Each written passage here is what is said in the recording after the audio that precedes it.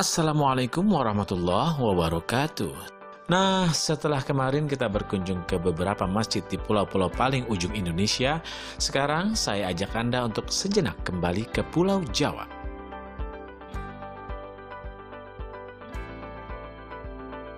Sahabat, bagi warga Surabaya tidak ada yang tidak kenal Masjid Rahmat, sebuah masjid yang konon merupakan peninggalan Sunan Ampel. Masjid yang berdiri di Jalan Kembang Kuning nomor 79-81 Surabaya ini merupakan satu dari masjid-masjid tua bersejarah di kota Surabaya. Masjid inilah tempat singgah Sunan Ampel atau Raden Rahmat sepulangnya dari Majapahit. Dalam persinggahan itu, Raden Rahmat merasa terpanggil untuk syiar Islam. Saat itu, penduduk di Kembang Kuning menganut ajaran animisme. Rupanya, kedatangan Raden Rahmat ke tempat ini mendapat sambutan baik dari masyarakat sekitar.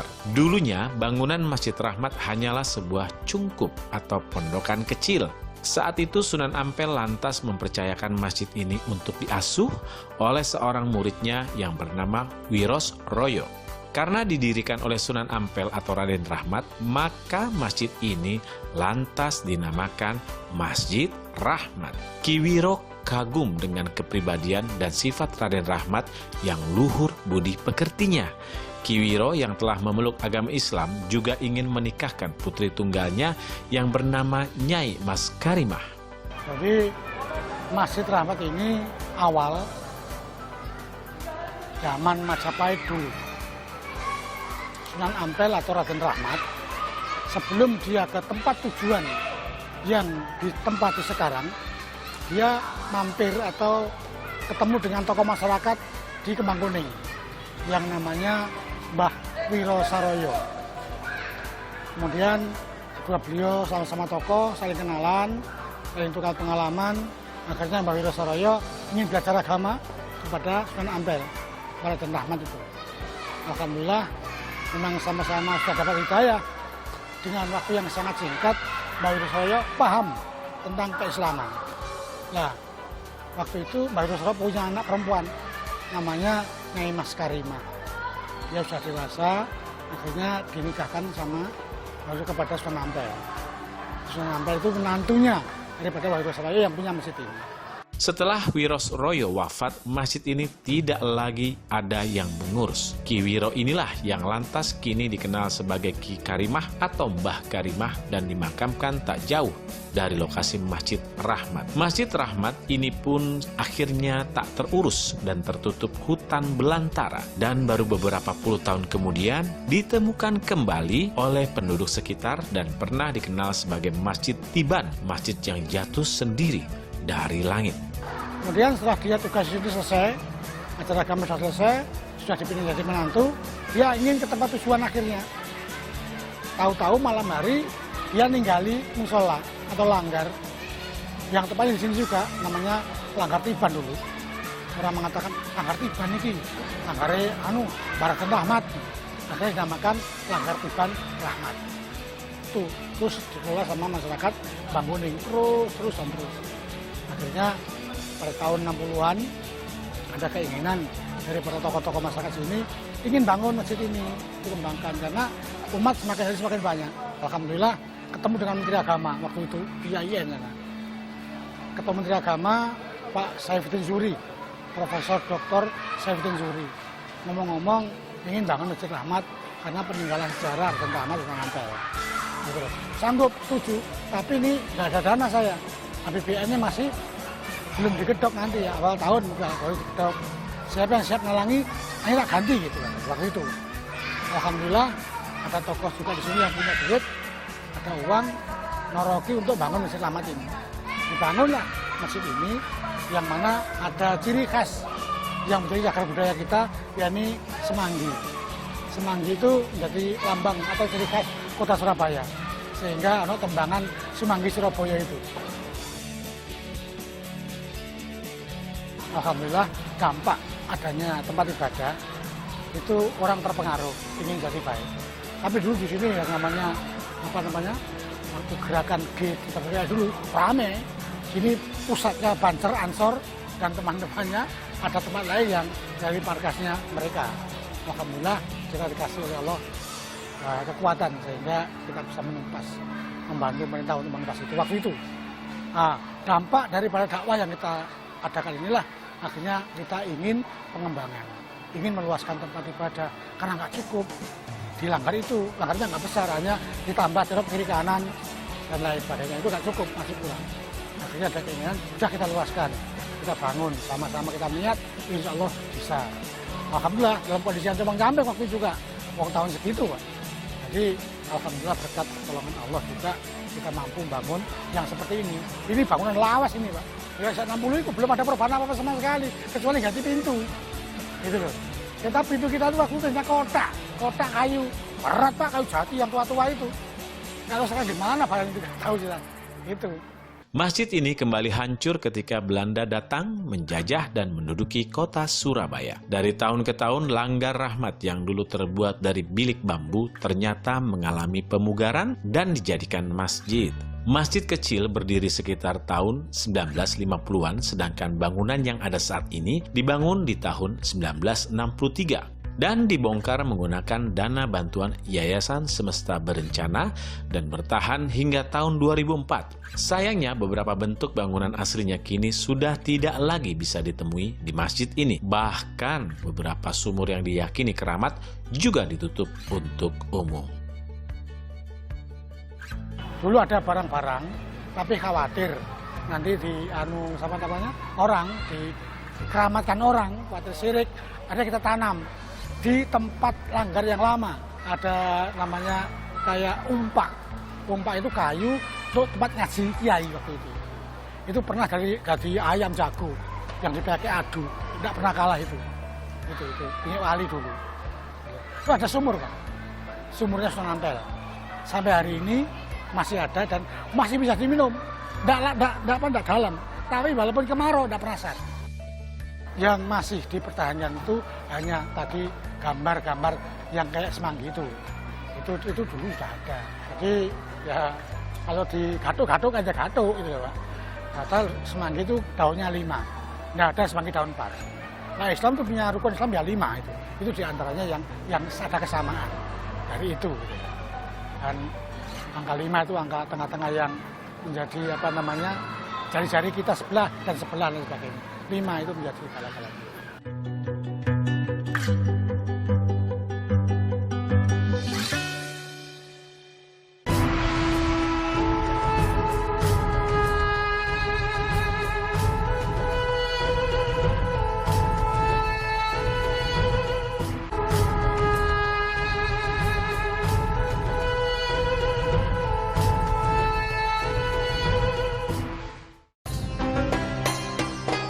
Raden Rahmat melanjutkan syiarnya di kawasan Ampel hingga akhirnya mendirikan Masjid Ampel di kawasan yang tidak jauh dari Kembang Kuning.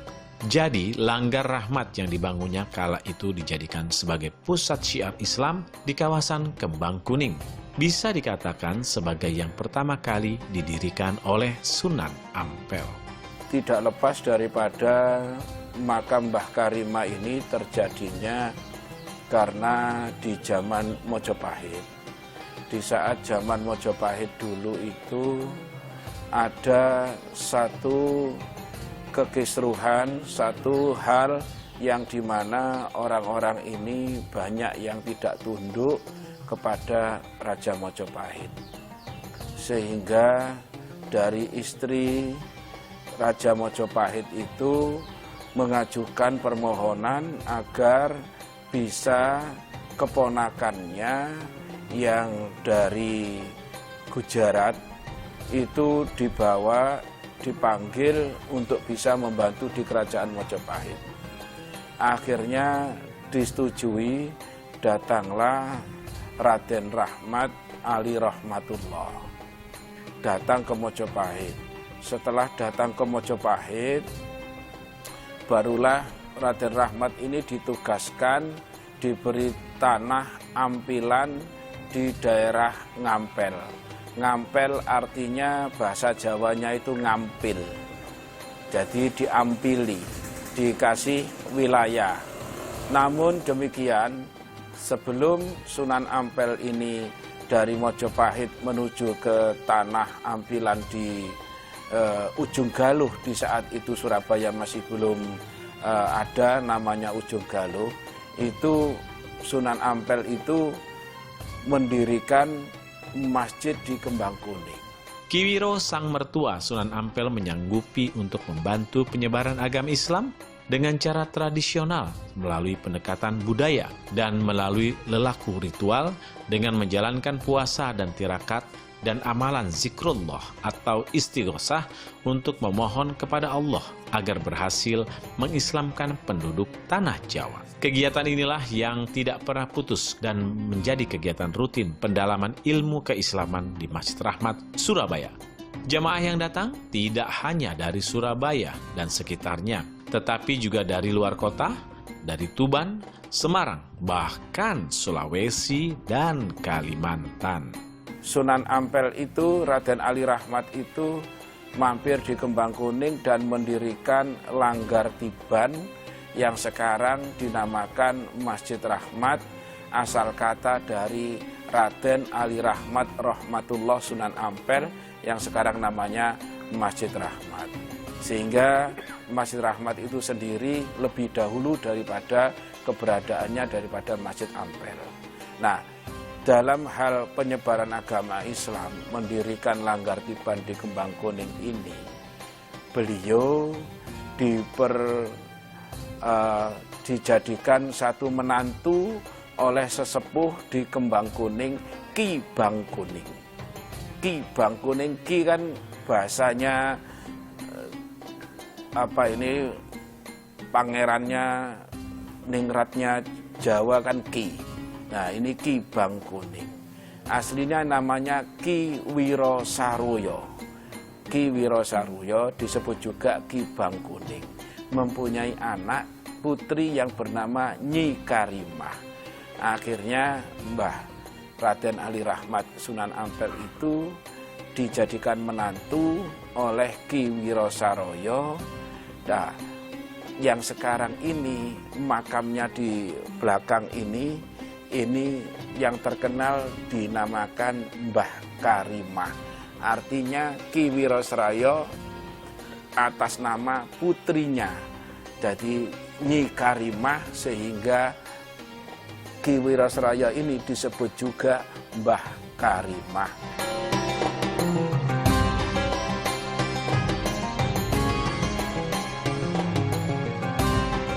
Nah, sahabat Ramadan Karim, dari Surabaya saya akan menuju kota yang dikenal dengan nama Kota Santri.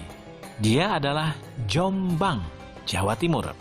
Kota ini berjarak sekitar 76,2 km dari Surabaya. Halo, apa kabar Jombang? Here I am. Yuk, kita sekarang mulai menjelajah.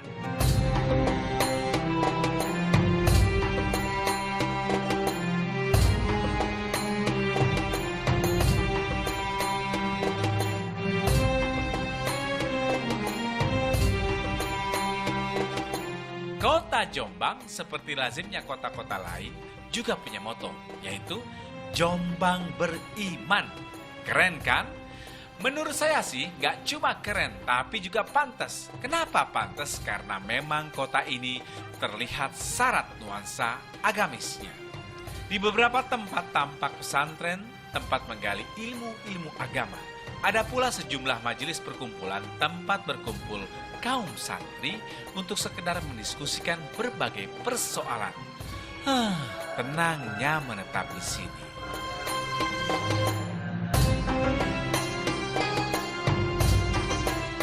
Kota ini adalah kota di mana lahir sosok-sosok penting dalam organisasi Nahdlatul Ulama. Sebut saja Kiai Haji Hashim As'ari, Kiai Haji Wahid Hashim, Kiai Haji Abdul Wahab Hasbullah, bahkan Kiai Haji Abdurrahman Wahid atau lebih dikenal dengan Gus Dur.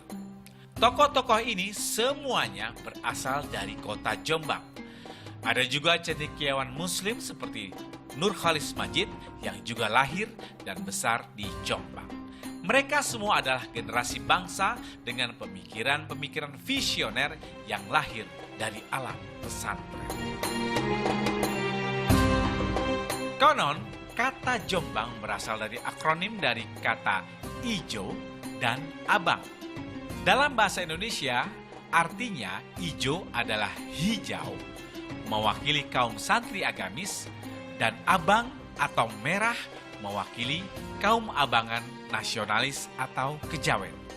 Dan kedua kelompok ini hidup berdampingan dan harmonis.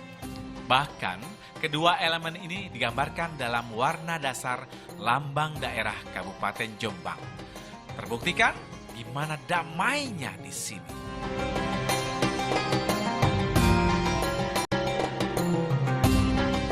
Sebelum saya menjejakkan kaki di Masjid Tua Jombang, yaitu Masjid Bahrul Ulum, sekarang saya mau mampir dulu ke salah satu pesantren tua di Jombang, yaitu Pondok Pesantren Darul Ulum. Pondok Pesantren Darul Ulum yang dulu lebih dikenal sebagai Pondok Joso, terletak di Desa Rejoso, Kecamatan Peterongan, Kabupaten Jombang, Jawa Timur.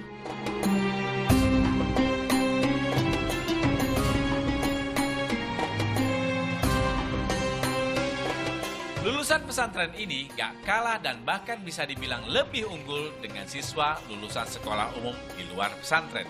Terbukti, mereka tidak sulit menembus perguruan tinggi negeri favorit, baik di dalam maupun di luar negeri. Hebat kan? Jumlah santri sekitar 12.400 orang dari seluruh Indonesia.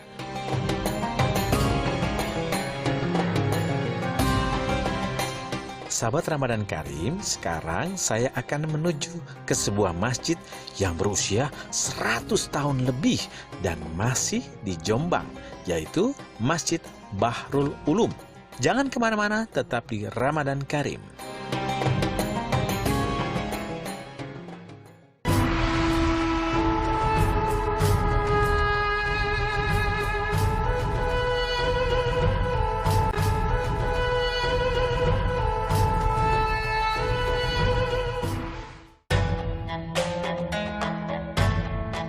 Nah, sahabat Ramadan Karim, akhirnya saya sampai juga nih di Masjid Bahrul Ulum. Lokasinya berada di Desa Tambak Beras. Yuk ikuti saya. Masjid ini punya cerita yang lain. Awalnya Kiai Haji Abdus Salam, seorang keturunan Raja Majapahit, meninggalkan kampung halamannya menuju Tambak Beras untuk bersembunyi menghindari kejaran tentara Belanda. Bersama pengikutnya, ia kemudian membangun perkampungan santri, lalu mendirikan sebuah langgar atau musola dan tempat pondokan sementara untuk 25 orang pengikutnya. Tidak heran kalau pondok pesantren Masjid Bahrul Ulum ini juga dikenal dengan sebutan Pondok Selawe. Tahu kan artinya Selawe? Ya, Selawe itu 25 dalam bahasa Jawa. Kalau diperhatikan, gaya arsitekturnya dipengaruhi oleh gaya bangunan Eropa dan Jawa. Coba kita lihat kubahnya. Pengaruh budaya Jawa tampak jelas di situ, sementara lengkungan jendela spesifik budaya Eropa. Meski didirikan oleh Kiai Haji Abdus Salam, tapi perkembangan pondok pesantren ini mulai menonjol saat kepemimpinan dipegang oleh Kiai Haji Abdul Wahab Hasbullah, cicit dari Kiai Haji Abdus Salam. Setelah kembali dari Mekah, ia segera melakukan revitalisasi pondok pesantren. Ia yang pertama kali mendirikan madrasah yang diberi nama Madrasah Mubdil Fan. Ia juga membentuk kelompok diskusi Tasfirul Afkar dan mendirikan organisasi Nahdlatul Watan yang kemudian dideklarasikan sebagai organisasi keagamaan dengan nama Nahdlatul Ulama atau NU. Deklarasi itu ia lakukan bersama dengan Kiai Haji Hashim As'ari dan ulama lainnya di tahun 1926.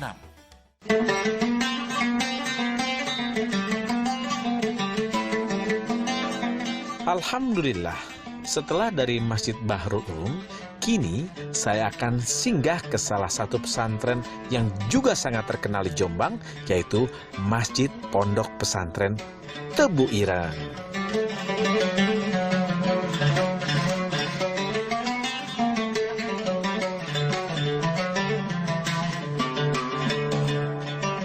Setelah menempuh perjalanan sekitar 15 menit dari Masjid Bahrul Ulum, akhirnya saya tiba di Pondok Pesantren Tebu Ireng.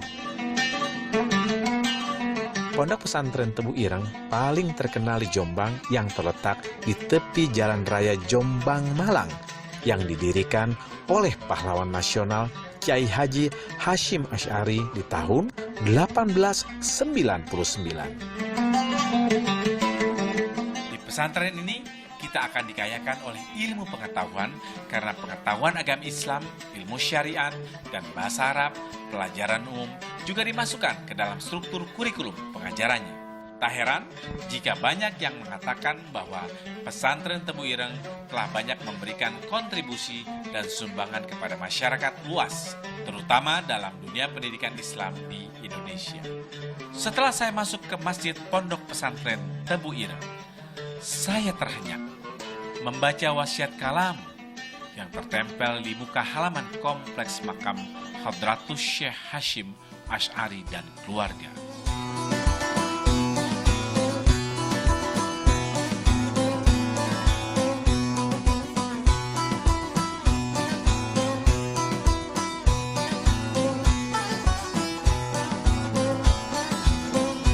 Sebuah kalimat kutipan kitab Al-Tanbihat Al-Wajibat yang tertulis di atas papan kayu.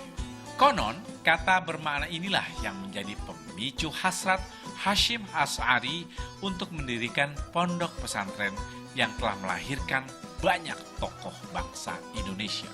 Bahkan, cucu beliau, Kiai Haji Abdurrahman Wahid, Presiden keempat Republik Indonesia, juga alumni dari pondok pesantren ini.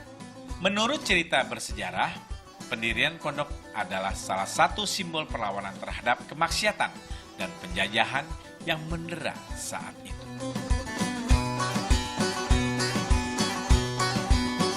Dan kali ini saya mencoba masuk ke Masjid Tebu Ireng. Meski kini bangunannya sudah terbilang sangat modern, namun masih tampak sisa-sisa peninggalan masjid terdahulu sebagai saksi sejarah.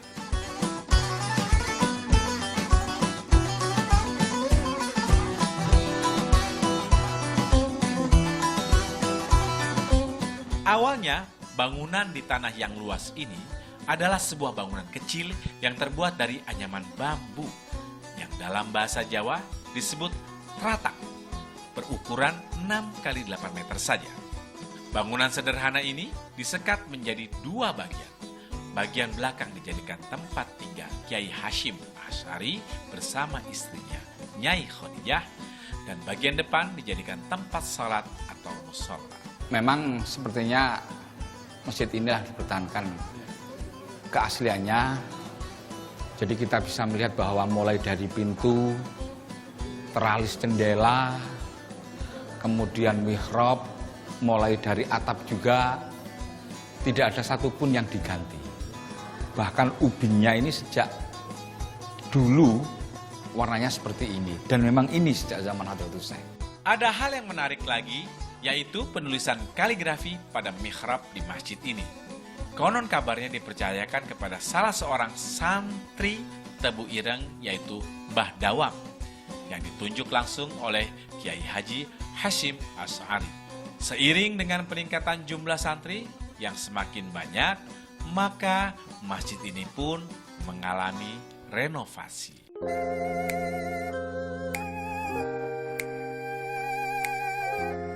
Sahabat, demikianlah episode Ramadan Karim kita hari ini. Semoga bermanfaat. Saya pamit. Wassalamualaikum warahmatullahi wabarakatuh.